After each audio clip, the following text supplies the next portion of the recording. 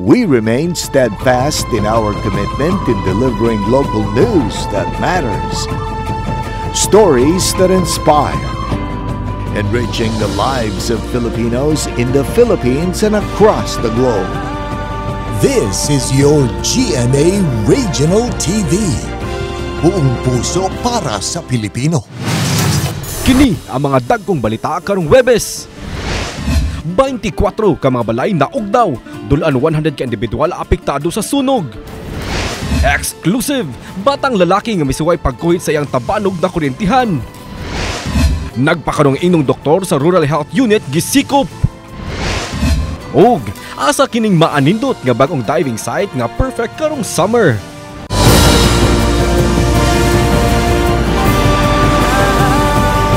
Kini ang GMA Regional TV Balitang Bisdak.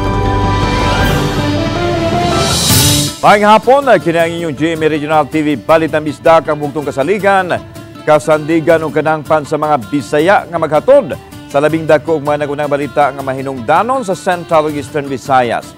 Ug live din sa GMA Complex sa Dakbayan sa Sugbo, ako si Alan Domingo.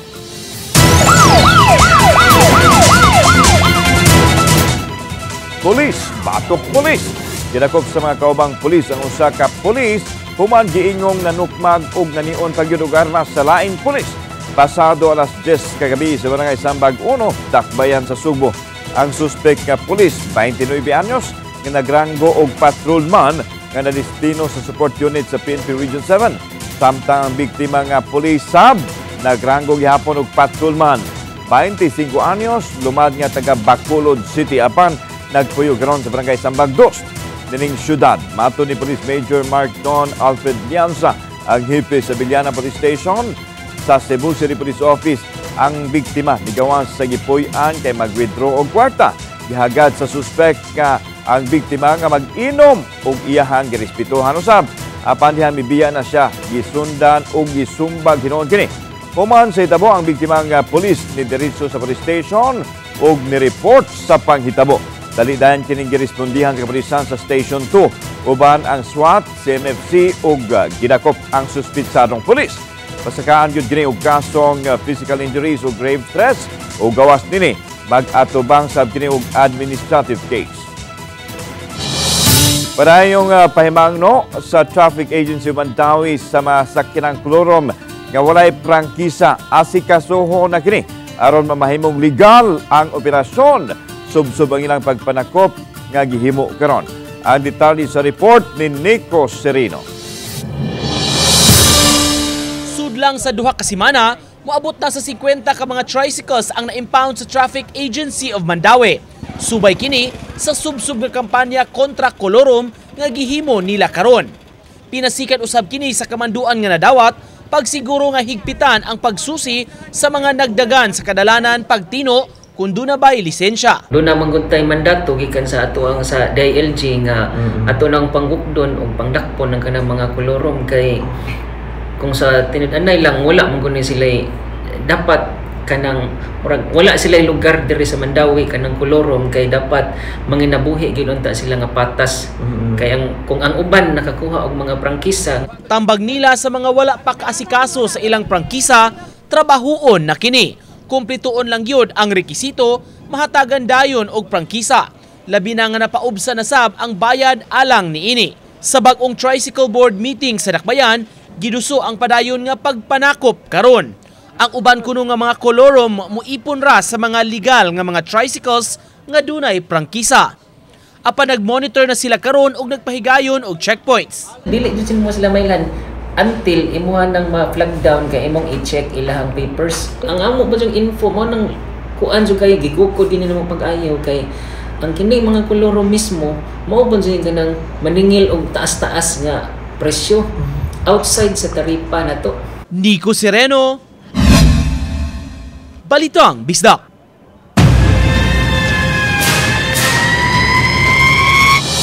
Paabot sa 32 ka mga panimay apektado sa sunog nga niulbo sa Barangay Dumlog, Dakbayan sa Talisay. Kagahapon sa hapon, ang detalye sa live report ni Femary Dumabok. Fem.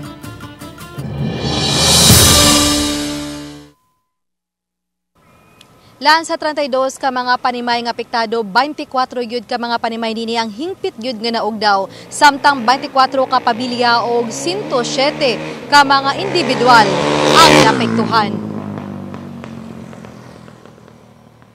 Pasado alas 5 gahapon sa hapon miulbo ang sunog dinhi sa sununong bahin sa Sitio Tugas, Barangay Dumlog, Dakbayan sa Talisay. Sa pakisusi sa Talisay City Fire nga nagsugod ang kayo dapit sa panimay ni Tita Jimenez. Alas 5:58 sa hapon giisa sa second alarm ug alas 6:09 sa gabi giisa ang third alarm. Mato ni Tita Jimenez, 74 anyos, nga siya lang ana asasod sa ilang panimay ni adtong higayuna ug wa gyud siya masayod nga nagkayo na di ang ibabaw nga bahin sa ilang panimay. Pasalamat na lang niya nga gikuha o gialsa gyud siya sa iyang apo. Ginoo may nag-guide niya nga ato mong lola. Kay delikado man kay to. Gibihan ang cellphone do ka buok nga gi-charge. Sa taas. So ana lang siya mo saka ako gisi ko. Atla. Okay, ang iyang papa gani wa nga nalimot na gyud nako. Matod sa investigador FO1 Jerome Dulauta nga padayon pag ilang pakisusi sa inungdan sa pag-ulbos sa kayo. Apan usa sa ilang gisubay nga may kalabutan kini sa electrical wiring. Samtang gitug-an ni Dulauta, naglisod gyud sila sa pagpawong sa kayo tungod sa kasudlunon sa dapit. Gamay ang agianan og nag-inusara ra kini padung sa lugar di inagsugod ang kayo. Dakog posibilidad ma'am niya nga sa service drop ma'am gasugod ang kuan. Ang yes. Sudlunon sa ma'am usara ka bukuan, usara ka bukang entrance. Nakontrolar ang sunog alas 6:36 sa gabi o gideklarar nga fire out human sa usa ka oras nga pakigkumbati. Gibanabana nga mukabat sa 1.2 milyones pesos ang danyo sa sunog. Mga biktima sa sunog ang kasamtangang anaas sa Dumlog Covered Court. O nga sila maggamay mga hinabang, kirsing-kasing, okay lang yapon. Maluoy, o kung maluoy sila. Siya mangyot. Mato di Mayor Samsam Gulyas, kinakatag na sila og mga pagkaon og pipila ka mga pasiunang tabang. Nagmeeting na lang mi karon. We want it as soon as possible mahatag ang tabang para dili na moagi og Friday, Saturday, Sunday ang wait sila makadawat og financial assistance sa city. Samtang tulo ka mga panimay ang hingpit nga naog daw ug usa ang partially damaged sa sunog sa Sitio Kalubihan sa Barangay Pahak, Dakbayan sa Lapu-Lapu. Nahitabo kini pasado alauna gahapon sa hapon. Gisa kini sa first alarm ug nadeklarar nga fire out alas 2 na sa hapon.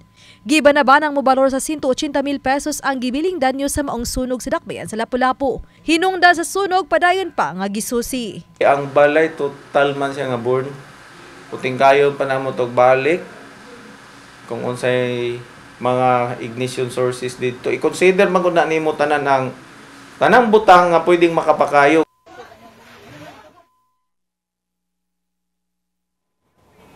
Landmine nilang waray na talang naangol o nakala sa duha ka sunog diha sa Dakbayan sa Talisay ug sa Lapu-Lapu City. Samtang subling pahinumdum sa kabumbiruhan sa publiko sa pagbantay diha sa koneksyon sa kuryente ug sa paggamit niini. Ilabi na ning grabing kainit kayo sa panahon. Lan? Salamat, Femery Dumabok. Ani nagpatuong doktor nga na-hire na unta sa munisipyo sa Dalaget sa bakanting posisyon sa medical officer sa Rural Health Unit sa lungsod. Ang ginakop kagahapon sa hapon uman gipiki o gimaumao ang mga dokumento niining giduso. Si alias siyang taga Paliwasan, Zamboanga City, paskan og reklamo or kasong usurpation of authority or official functions. Mato ni Dr. Jose Edgar Alonso, ang consultant sa Dalaget Municipal Health Office, nga nakatrabaho na gyud sud sa duha adlaw ang maong suspitsado. Yaan ko ni Alonso nga atol sa pakisusi bisan siya na impress sa gisumiti ng mga credentials sa suspitsado. May na lang nga nihimo og verification ang human resource sa munisipyo og didto na nasuta nga wa siya'y record sa duha ka universidad nga matud pa siya nahimong physician. Ang kapulisan padayon usab nga nisubay sa uban pang dokumento sa suspect kung mga piki ba usab kini. Tinawagan namin yung mga character reference niya ba? At sinabi niya doon na doktor yung isang reference niya doon nung binerify ng pulis natin. Hindi man daw siya doktor. Service record niya sa Universidad de Zamboanga. That's a private university. As early as 1998, nag-umpisa na siya as health officer sa nung universidad.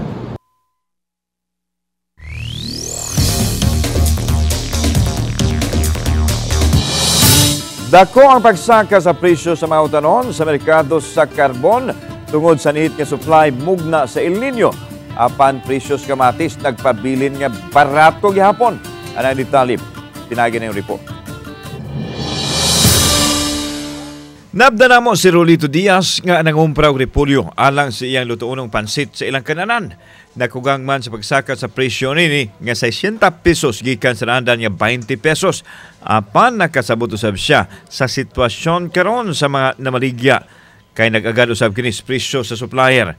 Ingon usab nini ang reaksyon sa ubang mga customer. Medyo mahal karon si manahuna siguro tungod sa tag-init ba. So makasabot sa puta, no? Oh, mahal kayo mga utanon karon. Di naginot sa ni kay watay kwarta. So budget. Budget lang siya. Budget. Matod ni Santos Bacumo, apektado ang mga produktong dahon sa mga utanon sa nasinating huaw karon. Gani maalkanse siya kun kiniluhon kay magsige naman siya og tangtang sa mga nalaya nga parte sa repolyo tungod sa kainit. Mahal na. Anong inani ang presyo karon? Tungod sa ulaw ya dayon usa nihit pod. Hangin ug init gumahapag sa baligya, di siyempre mo kupos. So magsige kag panit ani. Oh, adlaw. Nihit usab karon ang presyo sa Chinese kangkong gikan sa 70 pesos ang kilo. Nahimo na kining 100 pesos ang kilo. Gikan pa sa bukid ang mga green leafy vegetable nga apektado usab sa grabing kainit. Tungod sa kainit sa panahon. Yan natay yung supply. Naay mo hatag basta mo kaon si kag mahal. Og di ta mo kaon og mahal, di man sa kakatinda. Misaka usab ang presyo sa ubang mga baligyang utanon. Sa karbon, sama si carrots nga tag 85 na ang kilo gikan sa 50 pesos. Ang talong 65 pesos ang kilo gikan sa 30 pesos. Ang batong 100 pesos gikan sa 70 pesos ang kilo. Ang luya 160 pesos gikan sa 100 pesos ang kilo. Gitumbok hinungdan nihit nga supply ug ang init nga panahon. Mahal ilang hatag. Mahal na lang po ni amingaw kayo ang kuhan. Tinda palit kay tungod sa mahala na sila ba. Kung nagmahal ang presyo sa ubang utanon, ang kamatis nagpabiling barato, tag 30 pesos ang kilo, nga gikan pa sa Mindanao ang supply. Why supply sa kamatis gikan sa Bukirang Barangay sa Cebu City tungod sa kagagmay nas bunga. Nasaran nga usa ka mag-uuma sa Bukirang Barangay Sudlon 2 ang mibukaw siyang 4 ka hektaryang kamatisan alang sa mga tao ug gipanghatag kini nga libre. Gawa sa baratong presyo, buot usab nining mapaambit sa katawhan ang ilang hinaguan kaysa masayang nga palat-o na lang sa umahan. Kauban si Clufer Lumayag, ako si Alan Domingo. Balitang Bisdak.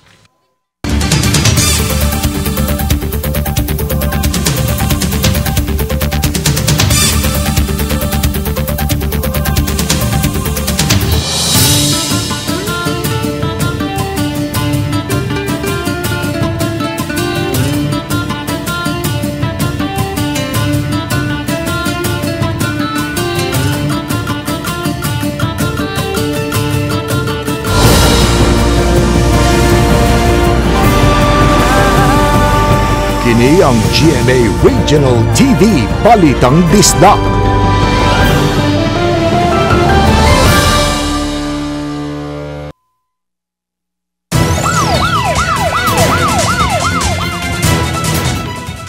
Anyos sa batang lalaki misuway sa pagkuhid sa tabanog nga nasangit sa mga electric wire sa Matumbo, Pusok, Lapu-Lapu City ang nakuryentihan. Si Luan Merondina sa report. Sa video nga kuha ni Ina Queenie Abalde, makita ang 11 anyos nga si Mark, di tinuod nga pangan, nga naghigda na sa atop sa Matumbo Daycare Center. Pipila kagutlo, misaka sa atop ang amahan sa bata, uban ang uyuan sa bata, ug laing silingang lalaki, aron tabangon ang minor de edad nga biktima. Usa sa mitabang sa bata, si Marvin Arisgado. Wala may kanang kwara to, gialsar na mo. One week hibaw sa imong buhaton, gialsar na mo para maluwas ng sa kainit sa taas sa scene. So wa man kuryente kapil. Wala man kay ang katong iyang gigamit nga puthaw. Nalabay man. Moto gi dali na magpa panaog. Matod sa grade 4 student nga kadua sa biktima, nagtabanog sila niadtong higayuna dihang nasangit sa wire sa kuryente ang ilang tabanog. Anin ko nga, ayan ang kuhaan. Nagpadayan magsyagsaka. Yan ang pasagdanan ako siya, magkat-kat. Kuryentihan na lang. Tingaman ko na ining buto, niadto ko dito, ay abi na ko kong bata. Paglantaw na ko kong bata na dihan, pero tinahadlo ka, lakaw siya dito, yung kinsa man to, siya, paglantaw na ko sa atop, wanan, ito skig na. Matod sa inahan sa usa sa mga bata, wa siya magkuwang sa pagpahimangno sa mga bata nga di magtabanog. Gani sa wa pa misaka sa atop sa daycare center ang biktima, gibadlong pa kini sa lain nilang silingan. Kapila na badlungon sa iyahang ina-ina, pero dili man na magpatuo. Kapila ko na badlong ato kung gipapuli gani. Ya, di man ginato mapunggan kay maghimo mong gislag tabanog, wa tay mahimo. Nunod sa hitabo, nakasinati og pagpidok sa kuryente ang sityo Matumbo. Pipila ka gutlo naabot ang mga sakop sa Lapu-Lapu City DRRMO, kinsa midala sa 11 anyos nga biktima sa Lapu-Lapu City Hospital. Matod ni Dr. Debra Custodio, hospital administrator, nga nahiagom ang bata og second-degree burn. Ila na kining nahatagan sa saktong hydration ug napaubos na sa laboratory exam. Pag-abot, although awake pero combative, irritable. So, di pa relax sa patient. Dugang ni Dr. Custodio, mihukom ang mga ginikanan sa bata nga ibalhin kini sa usa ka pribadong tambalanan kay aduna man sila'y medical insurance. Sa Ordinance No. 16-033-A-2022, lakip sa gipa-regulate ang pagpalupad og tabanog sa dakbayan sa Lapu-Lapu, ilabi na kay din hinahimutang ang Mactan Cebu International Airport. Nalatid usab sa ordinansa nga responsibilidad sa mga ginikanan ug legal guardian sa mga bata ang pagbadlong aron di kini magpataka pagpalupad og tabanog. Positive ko ma'am nga na-disseminate gina nila ang kuan ang kana nga informations nya. Mao dili gini first time gid nga ordinance dugay na gini siya. Uban ni Marlon Melgazo, Luan Merondina. Balitang Bisdak. Sa lungsod sa Dawis, lalawigan sa Bohol, gipaubos sa state of calamity ang lungsod sa Dawis tungod sa African Swine Fever o ASF outbreak. Si Mark Rijabella sa report. Ang pagdeklara sa konseho sa lungsod sa Dawis gitumong aron mapugan ang pagpanakod ug pagkatap sa ASF. Magamit na usab sa Municipal Disaster Risk Reduction and Management Council ang 30% nga Quick Response Fund aron ihinabang sa mga nagbuhi ug mga baboy nga apektado sa ASF. Magamit usab ang pundo alang sa pagkaon sa mga force multipliers nga milangkob sa containment team ug sa mga nadestino sa mga border control. Matod sa Office of the Provincial Veterinarian, adunay 59 ka mga baboy ang namatay sa mga barangay Mayakabak, Biking ug Mariveles sa Dawis. Samtang sa financial assistance, tag 5,000 pesos ang gigahin sa mga lalawigan sa Bohol sa matag baboy na sakto na sa mga adlaw, samtang 1,000 ka pesos usab ang matag baktin sa mga apektadong hog raiser o caretaker. Tag 10,000 pesos usab ang ayuda nga gihatag sa Provincial Social Welfare and Development Office sa matag pamilya nga apektado karon sa ASF. Gitumong ang mga checkpoint o border control aron walay produktong baboy gikan sa isla sa Panglao, di nahimutang ang padung sa mainland sa Bohol. Kauban si Clans Gabutin, Mark Rijabella. Balitang Bisdak. Sa silingang lalawigan sa Siquijor, mausab kalikay sa sunog. Dala sa taas nga init ka panahon, natala ang mga grass fires sa ubang lungsod sa mga Lasi, San Juan, Siquijor ug Larina. Ang grass fire ni Ulbo sa barangay Balulang sa Larina, sa barangay Kaitakan or Katikan sa Siquijor, sa San Juan usab sa may barangay Napo ug Kansayang, samtang sa Lasi sa may barangay Upper ug Lower Kabangkalan. Nagbayanihan o nagtinabangay ang mga tao nga naglangkob sa mga fraternity groups, fire volunteers, barangay official aron madili ang pag-abot sa tubig ngadto sa mga lasang nga nasunog. Kinitungod kay lisod ang pagsulod sa kabomberohan ngadto sa lugar na sunugan. Ang mga laya nga dahon sa kahoy nga sayang kabaga ang iyang baga tuagid sa ilalom mo nang dili basta-basta mapalong kung ibabaw ra nga ato ang mabutangan og tubig. Dili ato na malikayan because El Nino, summer plus El Nino pa yun. So expect yun ta. So ayan atong water trucks is very useful because of that. Sa mahilig og refill sa sabaw, hinay-hinay og higop kay murag kuli na makaanli sabaw tungod sa El Nino. Sama na lang nining usa ka kananan sa Bukirang Barangay sa Bunbon sa Dakbayan Sugbo nga nahubsan sa sabaw ang ilang linat-an nga tiil sa baboy. First come first serve sa sabaw or eat it or leave it. Kung mahutdan sanglit lisod makapangayo extra o kaning extra soup. Sosyal ang ilang pangsabaw kay mineral water o gasto na kung magpatuyang sila sa paggamit ini. Busa, musabot na lang po ng mga customer sa ilang kahimtang.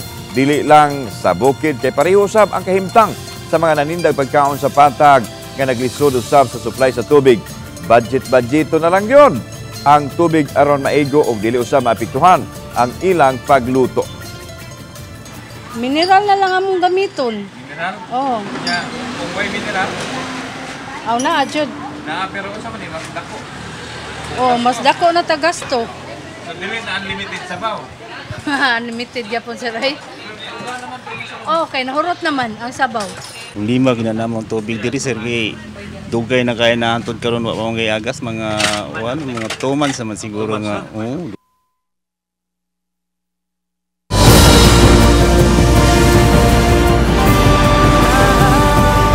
Kini ang GMA Regional TV Balitang Disda.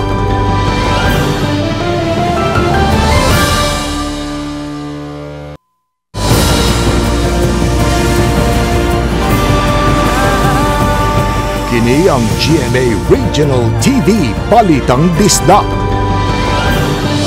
Dito ang nadakpan samtang dulaan 600,000 pesos nga balor sa giding dugas ang nasakmit sa Talisay City Police atol silang anti-criminality campaign.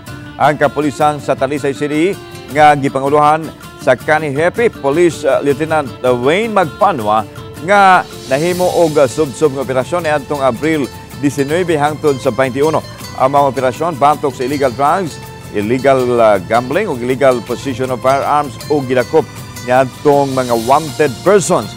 Duha sa mga nasikop tungod sa pagmamaligya og ginadiling drugas. Nasakmitan og 578,000 nga balor sa gidudahang shabu. Dirak-rakan patay duha ka mga piniriso samtang usa ang samdan sa wa pamailhing mamumuno sa highway barangay Habig sa Barangay Asuncion, Maasin City, Southern Leyte. Nahitabo kini kagahapon alas 2 sa kadlawon dihang paingon na unta ang mga biktima sa Southern Leyte Provincial Jail. Usa na patay taga Barangay Maria Clara, Maasin City ug nagatubang og kasong illegal nga drugas. Samtang ang laing duha pulos adunay kasong murder ug residente sa Barangay Tigpawan, Maasin ug Malitbog, Southern Leyte. Na-recover gikan sa crime scene ang 7 ka basyo sa kalibre 45 ug motorsiklong gisakyan sa mga biktima. Nasairan sa kapulisan nga ang mga biktima pulos mga binilanggo sa Southern Leyte Provincial Jail sa Maasin City. Wa isa likwain sa kapulisan ang posibilidad nga basin may kalamgitan sa kasong ilang giatubang ang hinungdan. Padayon pa ang halapad ng investigasyon sa kapulisan, labi na ni gawas ang 3 ka mga binilanggo. May dalawa tayong angle na tinitingnan. Gumagawa pa rin tayo ng investigasyon ng process of case build-up kung saan sa dalawang angle ng pinaka-visible. Upat na ang kumpirmadong kaso sa pertussis sa Dakbayan sa Lapu-Lapu. Hinoon tulo kanila nangaayo na samtang ang usa anapas tambalanan. Tulo sa mga kumpirmadong kaso mga masusupa samtang ang usa 8 anyos nga patang lalaki. Mato ni Dr. Agnes Cecil Realiza, ang City Health Officer sa Lapu-Lapu City, nga mahinungdanon nga makumpleto gyud ang bakuna sa mga bata ilabi na. Kaya dunay mga vaccine preventable diseases sama sa pertussis. Apan sa gihapon, bisan kung bakunado na, mahinungdanon ang kanunay pagpanghugas sa kamot ug pagsulob og face mask ilabi na sa may gihambin nga balatian sa mas ubo. Subay nini, mihimo na og bakuna, rekorida ang Lapu-Lapu City Health Office kagapong adlaw sa Ulango Island ug niadtong Abril 15 sa mainland Lapu-Lapu. Sa upat ka mga konfirmadong kaso sa pertussis sa Dakbayan, ang 8 anyos lang ang nakakumpleto sa routine vaccine. Ang usa ka buwan og 22 ka adlaw nga masusod dili pa eligible nga mabakunahan. Samtang gisusi pa karon kung nabakunahan na ba ang labing uwahing kumpirmadong kaso sa pertussis nga 11-month-old baby girl. among gihangyo gud ang mga ubang mga ginikanan pod nga to have the herd immunity, no, para pa itong mga COVID ba nga bakunahan ang tanan kay namang grupo sa nga population nga di gyud angay mabakunahan para maprotektahan nila. Under the Sea Experience, dalit karon sa bagong gibuksan ng mga diving sites sa Asturias, Cebu. Dungantang mahingangha sa ilang marine life sa report ni Mark Reggie Abelia. Laing-laing klaseng isda, mga mabulokong coral reefs, seahorse o guban pa. Pipila lang kini sa mga marine life nga makita ilawom sa kadagatan sa lungsod sa Asturias, amihan ng bahin sa Sugbo. Bukas na kini sa mga diving enthusiasts, human kining formal nga gilusad niadtong April 19. Aron madasig sa pagsudong sa katahom sa ilawom sa dagat sa Asturias, gipaagi sa usa ka under the water photo contest kini. 18 ka mga partisipante ang misalmot sa contest ug mibida sa ilang mga hulagway kuha ilawom sa dagat. Matod silang pangu sa Municipal Environmental and Natural Resources Officer o MENRO nga si Joan Rosario nga nagsugod nga naumol ang ideya nga palambo ng diving site sa Asturias niadtong 2022. As of now, ang mapanagid ng giplansya ang para sa kanang sayo na gid nila ba pag lukat og permit mo dive sila so nagbuhat mi og steps, and then at the same time ang pilay environmental fee, pilay boat rental or pilay ilahang rate sa boat. So ato nang gihanay para dili na lisod pud para sa mga diving enthusiasts. Sa siyam ka mga sanctuary, tinguha sa lokal nga kagamhanan nga maila ang lungsod sa Asturias nga diving site di ilang dinhi sa nasod apan sa tibuok kalibutan. From the delicacies to our geographical location down to our marine life, so underwater world, dagan kayo mo og makita og make a memories diri sa Asturias. Aminado sila nga daghan pa ang angay palambuon ilabi na sa makahimanan alang sa diving. Buot usab nilang matabangan ang mga mananagat nga posibleng mamahimong tour guide ug mas mapalambo ang ecotourism sa lungsod. Kauban si Clarence Gabutin, Mark Reggie Abelia. Balitang Bisdak. Nakalampos ang 300 ka mga bagong recruits sa Philippine Coast Guard. Human gipabos sa pagbansay-bansay, 4 ka buwan ang nakalabay ang PCG Regional Training Center sa Eastern Visayas. Ibuksan ni atong buwan sa Disyembre sa mayaging tuig. Bilangkob sila sa Class 108-2023 isip mga non-commissioned officers sa Philippine Coast Guard sa Regional Training Center kinahimutang sa Dolores, Eastern Samar. Pasabot ni PCG Deputy Commander Captain Patrick Joaquin babag nga importante ang pagpabos sa pagbansay-bansay kay kabahin unya sila sa mubantay sa seguridad sa nasod. Mapasalamaton si Raul Gadi, usa sa amahan nga nakatapos niyang anak tungod makatabang na siya ug dako sa ilang pamilya.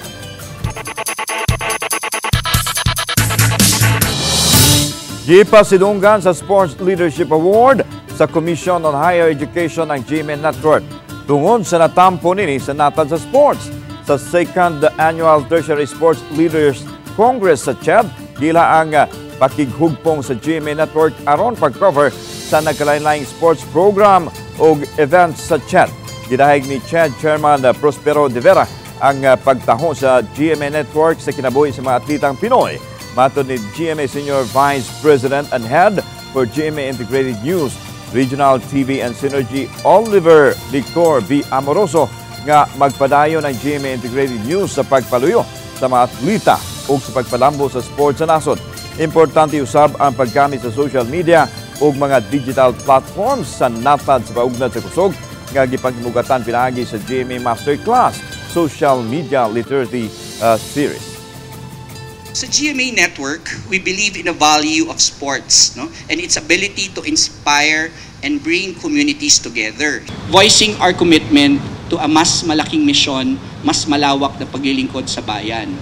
Kasama dito ang pag-push namin, no, ng Philippine sports. What GMA has done in documenting the life stories of athletes is really commendable. And it is important because it is done in an assembly where we have put together all the sports directors, the coaches, the sports officials of all the universities in the country. Para sila din, pag nakita nila yan, they can start thinking of how they can do the same for promotion of athletes in their respective areas. Rungod closure ipatuman sa pipila ka mga dapit sa Dakbayan sa Lapu-Lapu karong Sabado, Abril 27 nunod sa pagbisita ni Presidente Bongbong Marcos Jr. Musaksi ang Presidente sa reenactment sa Battle of Mactan ngay pahigayon sa Liberty Shrine subay sa ika-503rd ka-tuig nga kasulugan sa kadaugan sa Mactan. Busa alas 6 pa lang sa buntag, sirada na ang dance sa Esquina Mactan paingon sa Barangay Punta Inganyo. Human ini manguusab ang Presidente sa capsule laying sa Pabaragong Convention Center sa Mactan. Nunot nini, siradaan usab ang Esquina Mactan paingon sa Mactan New Town. Ang road closure wala na hangtod sa alas 10 sa buntag. Hinoon, may gihanay nga diversion route sa City Traffic Management System kung City MES aron di matanggong ang mga guest sa mga hotels o resorts sa naasing mga dapit. Katong access road nga gikan sa itong Mactan New Town Luyo, lapos ito sa Ngasel, temporary ato na mo i-divert ang mga sakyanan sud gawas sa paingon Punta Inganyo. Pero dili pa ko sigurado ha kay basin niya moingon ang VSG nga i-appeal og sira. Samtang makita ninyo kining episode sa official website sa GMA Regional TV, www.gmaregionaltv.com. Pwede usab ninyo mabisita ang among official YouTube channel, GMA Regional TV, ug i-click ang subscribe button alang sa labing init nga balita gikan sa mga rehiyon. Doon sa GMA Regional TV, Local News Matters. Kami ang GMA Regional TV Balita Misdak, kinatibukang pwersa alang sa mas dakong misyon ug mas halapat nga pag-alagad sa nasod. Maayong hapon, mga kapuso.